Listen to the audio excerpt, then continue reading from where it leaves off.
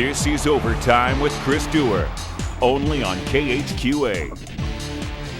Well, this is Saturday, October the 1st, and you have entered Overtime, the too much sausage, not enough casing edition, which is why you need us. You simply can't shove a size 16 sports slate into a size small sportscast and come out looking dapper. So we're here to help, the stretchy waistband equivalent of local coverage. Gorge all you want. We've got room to spare. Highlights tonight from every conceivable sport in nearly every corner of the Tri-States, starting with a homecoming to remember at Hanson Field, as Western Illinois desperately needed an upset of 12th-ranked Southern Illinois today to try and salvage the season. Tom Casey's crew coming in today, staked to a 14-0 lead on defense, and the Necks were really good on 3rd and short and here on 4th and short in the first half as Ryan Carrollton snuffs out an attempted scoring possession by the Salukis. Though with 11 seconds left in the first half, the Salukis do get on the board. It is Luke Standiford with a touchdown reception, cuts Western's lead at the half to 14-7. First possession of the second half, WIU on the attack. It is C-Ray, Colton Ray with a nice run right here of 20 yards. That sets up this. Josh Hudson up top to Terrian Crump, who breaks away from coverage, scores from 24 yards out, gives Western again a 14-point lead at 21-7.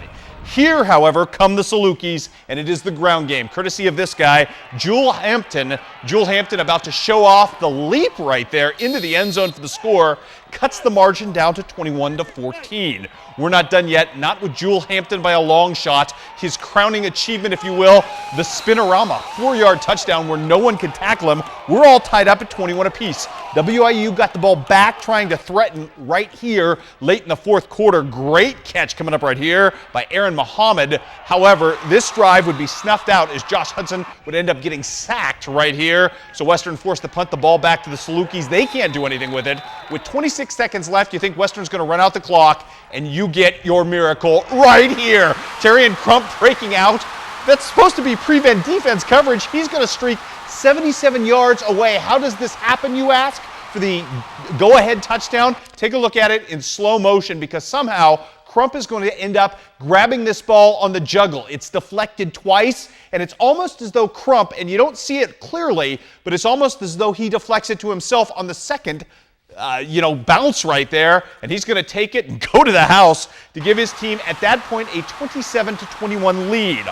On trots Quincy Notre Dame's Patrick Smith, apparently now kicking in capris because these are the worst kicking shorts I've ever seen in my life. However, his PAT would fail, so you know what? There's still, with 26 seconds left, a chance for the Salukis, and they would take advantage right off the bat. Corey Faulkner to the air, trying to make a miracle happen right here. The 47-yarder gets his team down to the 25-yard line, so the Salukis have one chance, maybe two to throw it into the end zone. They'd have just one because this is phenomenal. Reynard Hamilton with the interception. I believe it's his first as a Leatherneck. It doesn't come any bigger than that as Western Illinois pulls off the massive upset of the number 12 team in the country, winning today 27-21. And again, improving to 1-1 in conference play in the Valley. That may well redeem the season and keep these guys alive and kicking for another week. Elsewhere, the college news good only on one front. Illinois College Day beating Lawrence 54-44, 35 second half points for Michael Bates and 5 touchdowns on the day. Colin Dooling, a nice day catching as well. He had 3 of those touchdown receptions as Illinois College improves to 4-1 on the season. Quincy University got off to a great start today on the road against Taylor University, and it all unraveled in the second half when quarterback Bobby Brenison suffered what looks to be a pretty serious shoulder injury. Probably definitely out next week, could be out for the season. Quincy University just doesn't know at this point, but their backup quarterback situation unraveled badly as Taylor University scored, I believe, 35 unanswered points to win this game. 41-17 was your final there. Truman State did get a win tonight. That's good news with 25 unanswered. I believe all of them came late in this game as they knock off McKendree on the road in Lebanon 25-10.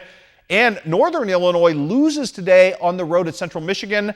But Matt Sims, the Hannibal product, with a new career record with 4 field goals on the day in a losing cause for the Huskies. I mentioned it was a bad day, just a bad draw on homecoming for Culver Stockton, taking on nationally ranked Missouri Valley today. And Mo Valley going to work right here. But look at Culver Stockton's defense trying to come back and fight uphill. It's Julian O'Brien with a nice tackle for loss right there. The defense still working right here. Nick Still stepping up and getting the interception right here. I tell you what, at this point, Culver Stockton down huge, trying to, at least make the final margin look a little better. Jacob Harnicky to the air. Dante McGuffey right here with a nice 12-yard gain in the first down. And Culver Stockton's on the drive, on the march, if you will. 3rd and 17. Harnicky again, this time to Tyler Swinford for the 17-yard gain. He gets right to the sticks, gets the first down pickup. And then it's McGaffey again right here with a nice catch as well. Dante doing work right here. That sets up a 4th and goal situation for Sean Fuss. No fuss, no muss. He takes it in for the score. However, Mo Valley wins in a blowout today. Final count in this one was 48-14. We did have one high school game going on today over in Jacksonville. Carl Asbury's Unity Payson Mustangs taking on ISD. The Tigers, no match for this guy, Kyle Vandermaiden. 30-yard pickup, his team already leading 7-0. The Wildcat working very effectively for Mr. Vandermaiden, who would pick up 25 more yards right here on the go. And if he's going to do the drive, if he's going to do the heavy lifting, you might as well let the guy finish out right here.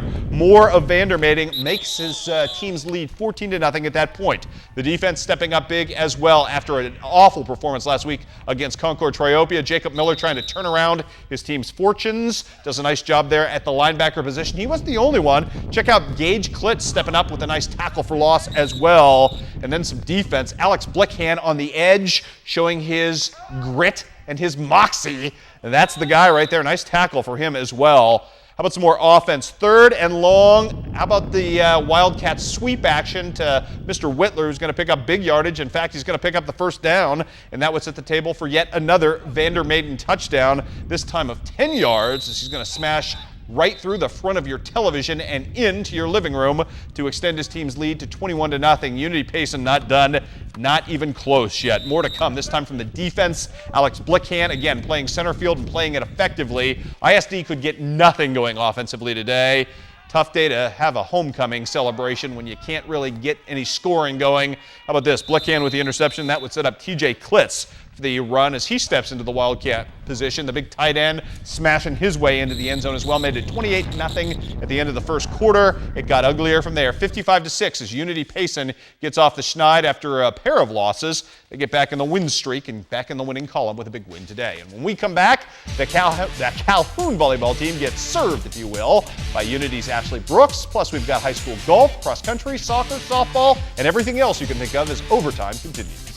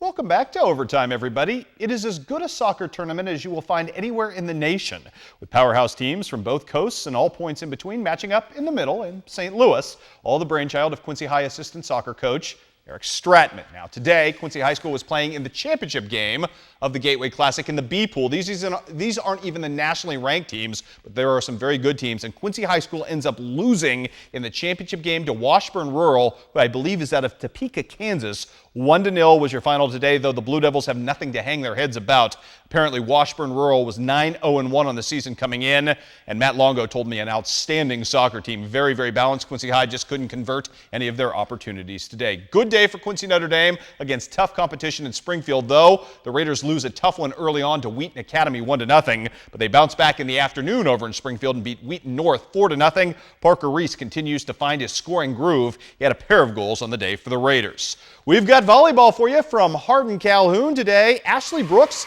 had herself quite an afternoon. So too her Unity Mustang teammates. We'll start you off, though, with a great start for Calhoun behind Morgan Stein as she would stake the Lady Warriors to an 8-4 lead. That is when Ashley Brooks starts serving, and she wouldn't stop for a long time. She gets a nice block right here from Rachel Rush to start things off for her team, and then Miss Brooks would go to work. I'm not seeing anything quite like this. She starts with the ace right here. Then she gets a little help right here thanks to a great dig on the back line from Brooklyn Moore right there. And then it's Taylor Blickhand with the kill to continue the run of serving. And then Miss Brooks just goes nuts. Ace right there. How about another ace? Sure, she's got that in the repertoire. How about some more from Ashley Brooks? You guessed it, ace again. She ain't done, not by a long shot. She is going to hog the ball for the entire game nearly in this one as she serves one into the corner, paints it, and gets that down for the ace. More for you. Oh, wait, this isn't an ace, but even when they weren't aces, she gets the set right here for another Blickhand kill. And then Miss Brooks with yet another ace. 19 straight points she would serve off in this game to get her team from down 8-4 to up 23-8 on the day. 22 total service points, 11 aces. That, my friends, is one of those games you'll never forget. She even got a standing ovation when it was all done. Unity wins in straight games today, 25-13, 25-17 on the road at Calhoun. Quincy High School tastes defeat for the first time in the volleyball season, losing in the semifinals of the Belleville East tournament to Narix Hall, but they do bounce back to the Blue Devils and take third place, beating Belleville West in rather emphatic fashion, 25-19, 25-7. And Holy Trinity suffers its second loss of the season in the semifinals of the Urbandale tournament to Marshalltown. The Holy Trinity won its pool today and improved to 31-2 on the season. 4 games played today. Outstanding freshman Michaela Fecky had 49 kills. It's a pretty darn good day at the office. Lindsay Reinhardt, the other middle, had 20 kills. That's 69 total kills between the two middles for the Crusaders. That's why they're the number 3 team in the state. Folks, let's take you to some golf today. TA Wybring Invitational. Oh, it's our man Will Castillo working on his form, throwing things around today. We'll start off with some Alex Walter with a nice birdie putt right here. Had a great day today individually. Finished second, fired a 76. Good for him. Will Castillo's had his struggles this season, put it all back together today on 18. Not a bad approach. He lands it nicely on the green. He would 2-putt for par from right there. Playing for the last time ever at Westview, at least as an amateur, Evan McGaffey from Illini West. He taps in there nicely for the birdie. He finished 8th on the day, finishing with an 85. How about some Matt Ramsey action from Southeastern? Going to roll one in nicely from a couple of feet out, and he'd end up eventually coming up right here, saving par. Nice, first of all, approach right there as Mr. Ramsey gets the work done, and then he's going to end up putting in very nicely from there. How about we'll join up with Quincy Notre Dame's Austin Schwartz, finished in the top 10 today, finished with an 84, good for 6th place as he does some great work there as well. Also finishing in the top 10 from Quincy High School, Austin Fry. Remember, these are 3 different split Quincy High squads. This is basically the number 2 and 3 teams playing there today, but no matter, Quincy High School gets the win. Their number 2 team gets the win today. As we check out the team scores, you will see Quincy High School firing a 340 to beat Plains by 4 strokes, Quincy Notre Dame by 6 strokes, and Camp Point Central significantly distanced beyond that. Austin Havens of Pleasant Plains with your medalist with a 74. Now, we mentioned Quincy High, nice showing at the Wybring Invitational. Things did not go as well for Doug Bruner's number 1 squad today, playing in the weather-made-up Western Big Six Conference tournament today. Blue Devils really couldn't get any scoring together. They finished 4th overall and almost 30 strokes back your co-winners, Moline and Galesburg, today on the road. We did have golf today as well at the Pittsfield Invitational. I got there a little too late to shoot things. Apologies. was a tough day driving all over the hill and dale, though. Brown County, your winner as a team with a 348, beating West Central, I should say, and Pittsfield, the host team, as well as West Hancock. Your medalist on the day, big surprise, Alex Templin, once again of Brown County, firing a 74. Philip DeWald of West Hancock finishes 11 strokes back. He and Alec Berry of West Central tied for second place, but the scorecard playoff goes to the outstanding West Hancock golfer, Mr. Philip DeWald. We had cross country today as well, the Oakley Invitational out at Flynn Stadium. The girls running and running well. You're about to watch Haley McNay get away from everybody at this point, although Taylor Klingel hanging with her and doing some nice work in this one. Fun stuff. Taylor Klingel, though, builds a lead halfway through for Liberty. She'd actually help her team to a championship today, but in the end, Haley McNay takes the medalist honors, running away from everybody with a time of 20:08. Then right here, Miss Klingel finishes at 20:16. Aletha Mulch, who's run very well of late from West Hancock, third at 21:06. Abby Graw was your top Quincy Notre Dame finisher in at number 7. How about the boys' side of things? Daniel Hayashi trying to lead Quincy Notre Dame out of the gate early and doing some good work. You will see him coming up toot sweet, although running today against Quincy High's Daniel Hayashi, I should say, running against a very good Burlington squad, which was nationally ranked just 2 years ago. They are just outstanding, doing great work as Colin Ensminger ends up finishing first on the day. You're looking at Pittsfield's Jeremy Mollenkrot, who ends up finishing third, your low local on the day. Stephen Muschholt and Luke Watson of Quincy Notre Dame finished 7th and 8th, respectively. Good day all around. I believe the Liberty boys ended up finishing second on the day on the boys' side, so that's a pretty good showing, again, behind an outstanding Burlington team. Great to see the cross country up and running because I believe we have postseason coming up. Not this week, but the week afterwards, right around the corner. So things should be fun down the stretch. Also, tennis scores to pass along today. Congratulations to Quincy High School. Mike Terry's crew takes the Richwoods Invitational Tournament title. They get 2 individual champions, Katie Fauble, who else at number 1 singles, and the combination of the Sarahs, Strother and Boyd. This Boyd's had herself a heck of a week as they win number 2 doubles. You might remember Sarah Boyd was the reason Quincy High School at number 6 singles was able to beat Palmyra and hand the Lady Panthers their first defeat of the season. Softball as well for you. Bowling Green Softball Tournament prelims. Bobby Spoonster's host team taking on Ellsbury, who was staked to a 3-0 lead in the first inning on a home run. Bowling Green could not buy a break here. Here, it is the unassisted rare 8. Your center fielder making a double player, unassisted right there. Rebecca Almas right there doing some great work defensively for Ellsbury. And then, how about behind the plate, Miss Brittany Hagemeyer, one of the best sophomores in the area. Great stuff from there. Finally, the Bobcats break through right here on Kelsey Schurter's RBI double to spur a 3-run inning as at that point, Bowling Green closed to within 4-3. But Brittany Hagemeyer, I mentioned her. She had the home run in the first, which was a 3-run jack. This thing is even tagged better, a 2-run homer at that point. 5 ribbies on the day as the number 5 seed Ellsbury pulls off the upset 8-4 over the 4 seed Bowling Green. Remember, Miss Hagemeyer, Brittany Hagemeyer, is going to be a ton the next couple of years. Meanwhile, Van Far taking on the 2-time defending state champs Clopton. Early on, Van Far gets the early lead thanks to Rachel Nelson's RBI single right here to give her team a 1-0 lead. Ashley Holliker would settle down from there and just pitch very effectively, and she'd help her own cause in a minute. You will see how in the second inning.